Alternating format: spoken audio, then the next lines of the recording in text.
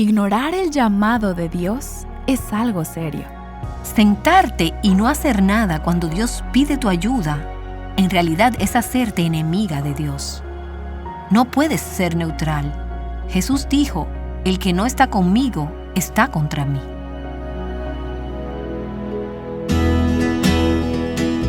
Estás escuchando Aviva Nuestros Corazones, con Nancy DeMoss Wolgemuth en la voz de Patricia de Saladín. Hoy, 26 de mayo de 2025.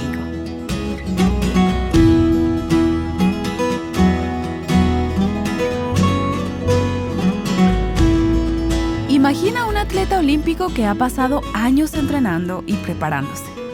Llega al evento y de repente decide que ya no tiene deseos de participar. Sin lugar a dudas, si no corre la carrera, pierde cualquier esperanza de recibir una medalla. Quizá te parezca un ejemplo ridículo, pero, ¿sabes? Eso es exactamente lo que hacemos en nuestra vida. Aquí está Nancy para explicarnos más al continuar con la serie titulada Cuando los hombres no lideran. Un vistazo a la vida de Débora.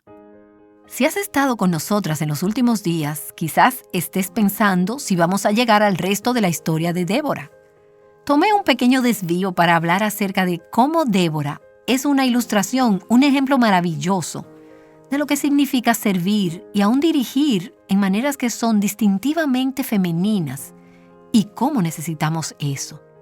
Pero quiero que lleguemos a la batalla que forma el centro de la historia de Jueces capítulos 4 y 5. Hemos hablado de lo que llevó a esta batalla. Los cananeos habían oprimido a los israelitas por 20 años. Esta era la disciplina de Dios por el pecado de su pueblo. Y luego Dios puso palabra en el corazón de Débora. Puso un mensaje, despertó su fe. Y aunque Débora vivía en la porción sur de la tierra y todos los problemas estaban tomando lugar en la parte norte de Palestina, sin embargo, ella estuvo dispuesta a involucrarse. Ella buscó un hombre llamado Barak para darle la palabra de Dios de cómo esta batalla debía pelearse y ganarse. Dios dijo, voy a atraer al comandante opuesto, Sísara, a este lugar cerca del río Cisón y del monte Tabor. Estos dos están al norte de Palestina. Te voy a dar una batalla y te voy a dar victoria sobre los cananeos. Aunque los cananeos superaban en número a los israelitas, ellos tenían armas superiores y vehículos militares. Dios dijo, voy a ganar esta batalla. Y cuando llegamos a los versículos del 12 al 16 de Jueces capítulo 4, encontramos una descripción de cómo Dios dio una victoria decisiva sobre los cananeos. Permíteme leer comenzando en el versículo 12. Avisaron a Sísara que Barak, hijo de Abinoam, había subido al monte Tabor. Y juntó Sísara todos sus carros, 900 carros de hierro, y a todo el pueblo que estaba con él, desde Aroset Goim hasta el torrente Cisón. Versículo 14. Entonces Débora dijo a Barak, levántate, porque este es el día en que el Señor ha entregado a Sísara en tus manos. He aquí, el Señor ha salido delante de ti. Bajó pues Barak del monte Tabor, seguido de 10,000 hombres, y el Señor derrotó a Sísara. En otra traducción, aquí dice, el Señor llenó de pánico a Sísara. Y el Señor derrotó a Sísara con todos sus carros y todo su ejército a filo de espada delante de Barak. Y Sísara bajó de su carro y huyó a pie. Mas Barak persiguió los carros y el ejército hasta Aroset Goim, y todo el ejército de Sísara cayó a filo de espada, no quedó ni uno. Cuando llegamos al capítulo 5 del libro de Jueces, tenemos un ensayo, un repaso, como un recuento de la historia, pero esta vez en la forma de poesía hebrea. Débora y Barak, al final de la batalla, cantan un cántico, un canto de victoria, un himno de victoria, un canto de liberación, alabando a Dios por lo que Él había hecho. Permíteme solo leer del capítulo 5, comenzando en el versículo 19, la parte donde ellos describen la batalla. Una vez más, estamos usando la forma de poesía hebrea aquí. Jueces capítulo 5, versículo 19. Vinieron los reyes y pelearon. Pelearon entonces los reyes de Canaán en Taanac, cerca de las aguas de Megido. No tomaron despojos de plata. Desde los cielos las estrellas pelearon, desde sus órbitas pelearon contra Sísara. El torrente Cisón los barrió. El antiguo torrente, el torrente Cisón, marcha alma mía con poder. Ahora, vamos a dividir este pasaje y veamos que realmente están describiendo qué pasó. Permíteme comenzar solo diciendo que hay un número de personajes principales en esta historia. Jabín, rey de los cananeos, Sísara, el comandante del ejército cananeo, Débora, claro, la profetisa y juez, Barak, el soldado que Dios usó para dirigir las fuerzas israelitas a la batalla, y Jael, no hemos hablado de ella todavía, pero ella es la mujer que Dios va a usar para dar muerte al comandante cananeo, a Sísara. Pero cuando pones todos esos personajes en orden, tienes que decir que el héroe verdadero y el campeón de esta historia no es otro más que Dios mismo. Esta es su historia. El versículo 15 del capítulo 4 dice, «Y el Señor derrotó a Sísara con todos sus carros». Quiero tan solo decirte, el ejército israelita no pudo haber hecho esto. Habían sido derrotados por 20 años. ¿Qué les hizo pensar que podían ganar ahora? El ejército cananeo, en todo caso, era más fuerte que nunca. Ellos no tenían ninguna esperanza en contra de este ejército. Pero Dios lo hizo. Dios es el victorioso, Dios es el campeón. El versículo 23 de Jueces, capítulo 4, dice, «Así sometió Dios en aquel día a Jabín, rey de Canaán, delante de los hijos de Israel». Déjame recordarte algo, y piensa en lo que está pasando en nuestro mundo y cuántas veces parece que las fuerzas del mal están ganando. Y qué tan abrumador parece estar el mundo en contra de los creyentes, en contra del cristianismo, en contra del camino de Dios. Quiero recordarte, y esta historia es solo una imagen de esto, que Dios será victorioso. Él es el poderoso guerrero. Él es el que va a ganar la batalla. El Salmo 20, en el versículo 7, dice, «Algunos confían en carros y otros en caballos». Ese es Sísara y su ejército. Eso es en lo que ellos confiaban. Mas nosotros, en el nombre del Señor nuestro Dios, confiaremos. Cuando tú y yo comenzamos a confiar en nuestros propios recursos humanos, o en nuestras habilidades o esfuerzo, o en nuestro propio ingenio o nuestras propias estrategias, terminamos descubriendo tarde o temprano que no somos lo suficientemente fuertes para ganar esta batalla. Nosotros, en el nombre del Señor, confiaremos. Ahora, en esta batalla, Dios usó intervención divina para ganarla. El capítulo 5, el versículo 19 dice, «Vinieron los reyes y pelearon». Los reyes cananeos vinieron contra el pueblo de Dios. Pero el versículo 20 dice que desde el cielo pelearon las estrellas. Y eso es solo una manera poética de decir, Dios divinamente intervino en nombre de su pueblo. Dios usó las estrellas y los cielos, la creación, la naturaleza, como una pequeña arma en su mano para ganar esta victoria. Ahora, ten en mente que Baal, quien era el dios de los cananeos, era considerado como el dios de las guerras y de las tormentas. Y Dios quería demostrarle a los cananeos, a los israelitas y a cualquier otro que estaba poniendo atención, para nosotras que estamos leyendo esta historia hoy, que Dios es el Dios de las tormentas y de las guerras. Él es el poderoso conquistador. Jehová está demostrando su poder supremo sobre las tormentas y sobre Baal y sobre todos los dioses falsos. ¿Qué fue lo que pasó aquí? El torrente o el río Cisón del que leemos en este pasaje es normalmente poco profundo. Es una pequeña corriente y a veces simplemente es un cauce de río seco. Esta era temporada seca. Si no hubiera sido, Sísara no hubiera arriesgado llevar sus carros al torrente Cisón. Si hubiera sido durante la temporada de lluvia. Esta era la temporada de sequía.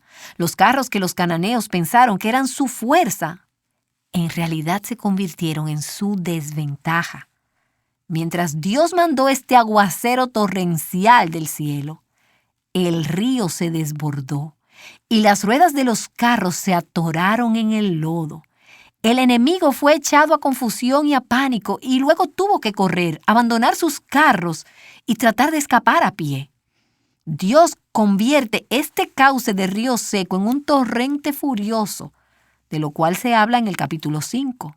el torrente Cisón los barrió. El antiguo torrente, el torrente Cisón. ¿Pero quién hizo esto? Los israelitas no podían acordarse de esta batalla y decir, ¡wow! No fuimos nosotros grandiosos. Solo estaban parados ahí, a pie, mirando y luego participando en lo que Dios estaba haciendo desde el cielo. Puedo solo recordarte, como yo he sido recordada en este pasaje, que el poder de Dios no tiene límite. Dios puede ganar cualquier batalla, cualquier guerra, cualquier victoria sobre cualquier persona, cualquier circunstancia, cualquier situación. Dios puede conquistar el corazón más duro. Si Él necesita usar las estrellas del cielo para luchar, Él lo hará. Si Él necesita mandar un aguacero torrencial, cualquier cosa que Dios necesite hacer, Él lo puede hacer. Si le agrada a Él, Él lo hará para cumplir sus propósitos. Mientras tú te pones a la disposición de Dios, al convertirte en un instrumento dispuesto junto a Él, si es necesario, Él moverá el cielo y la tierra para defenderte y para glorificarse a sí mismo. Uno de los problemas que encuentro mientras leo muchas de las cartas y de los correos electrónicos de nuestras oyentes, y siempre estoy muy agradecida por ellos porque me ayudan a realmente sentir los corazones de nuestras oyentes. Y una de las observaciones que he podido notar mientras he hablado y escuchado a mujeres a través de los años es que nos rendimos muy pronto. Nos metemos en circunstancias que parecen imposibles. Y quizás realmente sí son imposibles. A menudo es en relación a un matrimonio o a una situación familiar o a una situación en el trabajo o en la iglesia y decimos, esto es imposible. Nos rendimos o tratamos de pelear la batalla en nuestras propias fuerzas, con nuestros propios recursos. Muchas mujeres hoy en día estoy descubriendo simplemente que están agotadas de estar tratando de pelear sus propias batallas. Y pienso en este pasaje y pienso que nos dice, relájate, deja que Dios pelee sus batallas. Ahora podemos participar con Él en eso.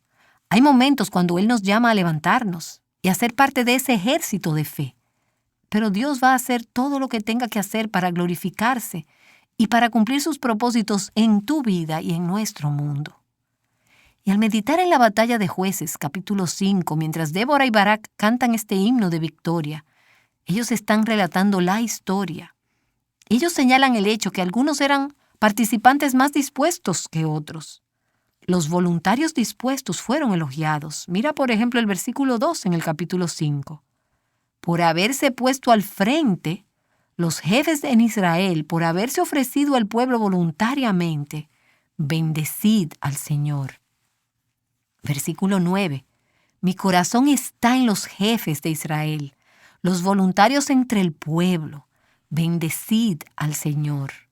Versículo 11. Entonces el pueblo del Señor descendió a las puertas. Versículo 13.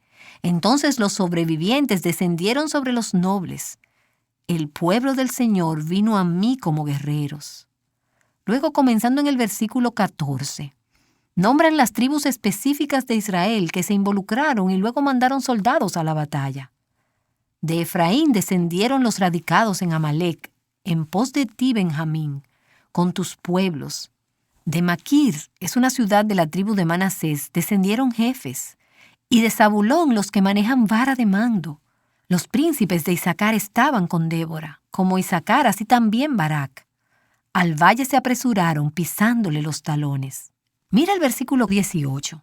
Zabulón era pueblo que despreció su vida hasta la muerte. Y también Neftalí en las alturas del campo. Varias de las tribus son nombradas: Efraín, Benjamín, Manasés, Zabulón, Isaacar, Neftalí. Esos son los que vinieron a la batalla. Seguro que tenían miedo. Sí, porque no sabían cuál iba a ser el resultado, pero ellos siguieron a Dios, siguieron a sus líderes, se involucraron y arriesgaron sus vidas y fueron a la batalla.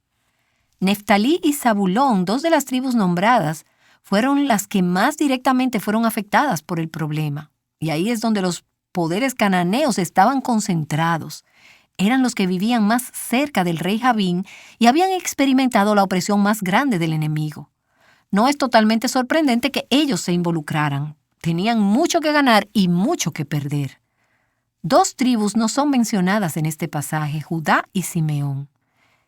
Ellos eran los que vivían más lejos, abajo, muy al sur del país. No se les reprende por no involucrarse. Tal vez no se esperaba que lo hicieran, tal vez simplemente no era logísticamente viable que ellos mandaran tropas a la parte norte del país. Pero en este capítulo hay otros nombrados que vivían cerca pero que rehusaron involucrarse. Terminaron avergonzados y deshonrados. Mira el versículo 15, por ejemplo, de Jueces capítulo 5. Entre las divisiones de Rubén había grandes resoluciones de corazón. Ahora, mientras meditaba y estudiaba este pasaje y leía algunos comentarios acerca de él, me parece que lo que está diciendo es que ellos lo pensaron mucho en involucrarse. Pero cuando llegó el momento, ellos solo lo pensaron y no hicieron nada. Optaron por quedarse en casa. Y eso es lo que el versículo 16 nos dice. ¿Por qué te sentaste entre los rediles, escuchando los toques de flauta para los rebaños? Entre las divisiones de Rubén había gran escudriñamiento de corazón. Lo contemplas, lo piensas, lo consideras. Pero cuando llega el momento, decides quedarte entre los rebaños. El lugar que es, como dice Matthew Henry, un lugar más cálido y seguro que el campo de batalla. Decides quedarte donde estás seguro, donde no hay amenaza. Decides dejar que otros vayan a la guerra por ti. Luego mira el versículo 17. Galaad, la cual era parte de la tribu de Gad, se quedó al otro lado del Jordán. ¿Y por qué se quedó Dan en las naves? Aser se sentó a la orilla del mar y se quedó junto a sus puertos. Así que aquí están 4 tribus, Rubén, Gad, Dan y Aser, quienes pensaron en involucrarse, pero terminaron quedándose en casa. Terminaron quedándose en casa a atender sus propios asuntos, a ocuparse de sus propias responsabilidades normales. Y no hay nada malo en hacer eso en tiempos de paz, pero hay momentos cuando somos llamadas a la batalla. Momentos cuando somos llamadas a involucrarnos en maneras que involucran riesgo.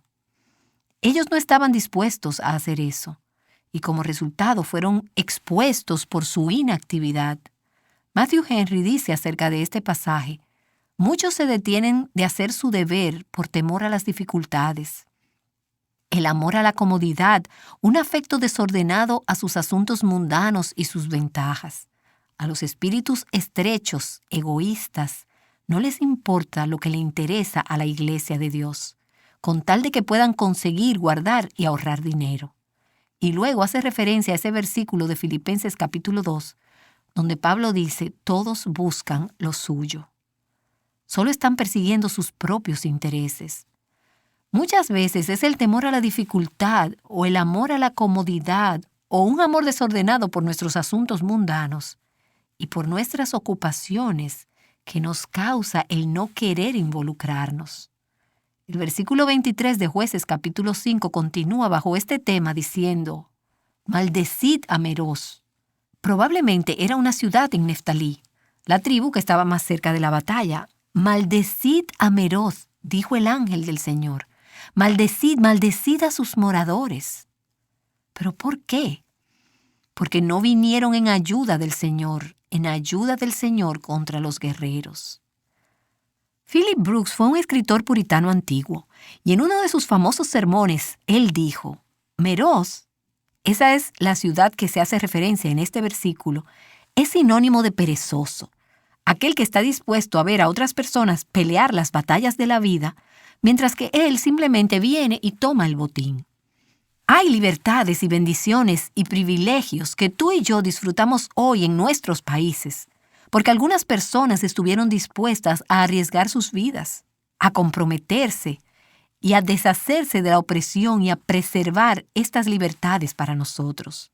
Ya sea que nuestros hijos y nuestros nietos y sus hijos y sus nietos tengan las mismas libertades, podrá depender de si estamos dispuestas a renunciar a algunas de nuestras comodidades y conveniencias y facilidades y a estar dispuestas a participar en esta batalla espiritual que está pasando por la vida y por el corazón de nuestras naciones. Y tengo que decirte que hay veces, y digo esto no para elogiarme, porque muchas veces yo soy la perezosa, pero hay veces cuando me siento muy sola en la batalla por los corazones y por las almas de las mujeres. Ahora, yo sé que no estoy sola, y hay otros que Dios ha levantado a ser parte de esto. Pero a veces miro a mi alrededor y se siente como si las mujeres cristianas, en general, a veces me parece a mí que simplemente están felizmente en sus asuntos. Y no se dan cuenta, realmente no les preocupa lo que está pasando con los niños que están creciendo en hogares cristianos y terminan sin tener un corazón para el Señor. Y me encuentro en ocasiones peleando las batallas por estos matrimonios y por estas familias y por estos valores en la iglesia y en el mundo cristiano. Y a veces pienso, Señor, esto es difícil. ¿Por qué no vienen otras personas a ayudar en la causa en contra de los enemigos de nuestro día? Matthew Henry dice de ese pasaje: aquel que galardonará grandemente a todos sus soldados buenos, ese es Dios, ciertamente y severamente castigará a todos los cobardes y desertores. Cuando se cumpla el tiempo y cuando el relato de la historia sea dicho, yo no quiero que mi nombre tenga que ser registrado entre aquellos que no vinieron a la ayuda del Señor. Y mientras seguimos adelante en este pasaje, veremos que el sentarte y no hacer nada cuando Dios está pidiendo tu ayuda, en realidad es hacerte enemiga de Dios. No puedes ser neutral. Jesús dijo, el que no está conmigo está contra mí. Permíteme solo enfatizar que para Dios ganar la victoria no necesitaba a esas tribus que se ausentaron sin permiso. Dios lo hizo sin su ayuda. Dios ganará la victoria sobre el mal en este mundo, y su reino vendrá, y su voluntad será hecha en la tierra como en el cielo. No tengo ni un ápice de duda de esto. Y Él lo hará con o sin nosotras. Pero si tú y yo nos ausentamos sin permiso, si nos sentamos y solo nos ocupamos de nuestros asuntos, cuando debemos estar participando y orando y clamando y peleando la guerra espiritual a favor de la iglesia y del mundo, tú y yo vamos a perder la oportunidad increíble de alinearnos con Dios. Podemos hacer excusas para no involucrarnos, y no voy a decir lo que eso quiere decir. Tú puedes estar haciendo absolutamente lo correcto al estar en casa y cuidar de tu compañero y de tus hijos. Y es la temporada de tu vida donde tus prioridades están centradas. Pero aún así necesitamos estar conscientes y en sintonía y sensibles a nuestro alrededor y ver de qué maneras el Señor nos quiere usar. Veo cómo estos matrimonios se están deshaciendo en nuestras iglesias. Y es tan común y es tan anticuado que ya ni nos aflige. Es decir, decimos, oh no, eso es muy terrible. Pero ¿por cuál pareja en tu iglesia estás de rodilla, batallando para que Dios salve ese matrimonio? Si tú y yo no nos involucramos como Dios ordena, en maneras femeninas y como mujeres, al final pienso que va a haber un sentido de vergüenza y de desgracia para aquellas que se quedan sentadas en la batalla. Pero aquellas que están dispuestas a dar sus vidas, aquellas que están dispuestas a involucrarse en el mandato de Dios y su llamado, van a experimentar el gozo de haber participado con Dios en la batalla. Qué buen recordatorio nos ha dado Nancy. Ella nos ha estado mostrando un ejemplo bíblico, el ejemplo de Débora, quien no dejó de unirse a la batalla cuando Dios la llamó. Este es un recordatorio poderoso para cada una de nosotras. Debemos involucrarnos en la edificación del reino de Dios. ¿Y tú, qué batalla te ha llamado a librar el Señor? Quizás sea una batalla en tu casa, con tu esposo, con tus hijos, con un hermano. O a lo mejor Dios te está llamando a salir de tu zona de confort e involucrarte en la vida de otras personas o en un ministerio. En Dios tienes la fuente de fuerza y sabiduría para librar tu batalla. Para ayudarte en el camino, tenemos disponibles recursos que puedes buscar por tema, por escritura o por autor. Visítanos en avivanuestroscorazones.com y haz uso de estos recursos y de los diferentes blogs que tenemos para ti.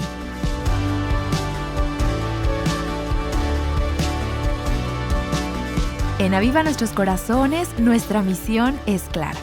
Estamos llamados a ofrecer recursos que guíen a las mujeres a la libertad, plenitud y abundancia que solo se puede encontrar en Cristo. Nosotras no podemos fabricar una vida espiritual, ni vitalidad, ni crecimiento o abundancia por nuestra propia cuenta. Pero Dios puede. Él es quien a lo largo de los años ha producido este río de vida. El Señor ha sostenido este ministerio y nos llena de gozo saber que ha impactado la vida de muchas mujeres por todo el mundo, de maneras que solo Él puede hacer posibles. Eso es lo que Dios hace. Eso es lo que el Espíritu hace. Eso es lo que su palabra hace cuando fluye libremente sin impedimentos.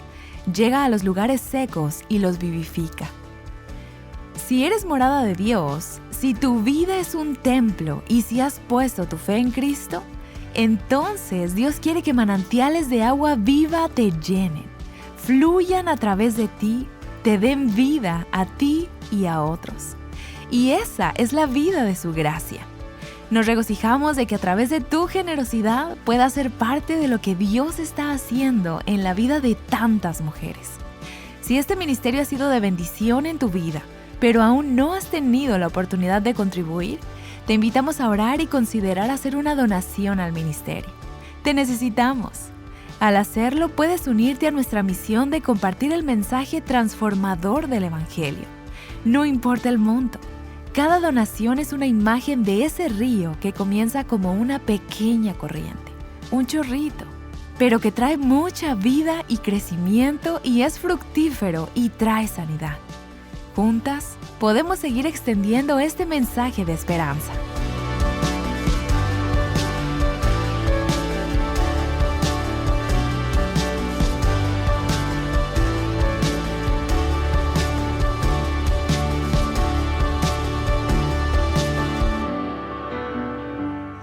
Y bien, mañana veremos una de las historias más extrañas que encontramos en la Biblia. Una estaca, un martillo y una frente.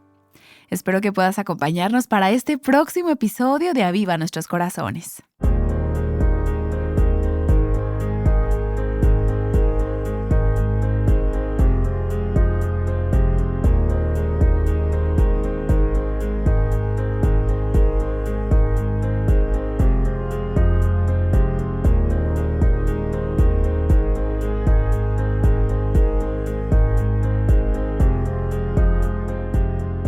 Ayudándote a descubrir y abrazar el diseño de Dios para tu vida.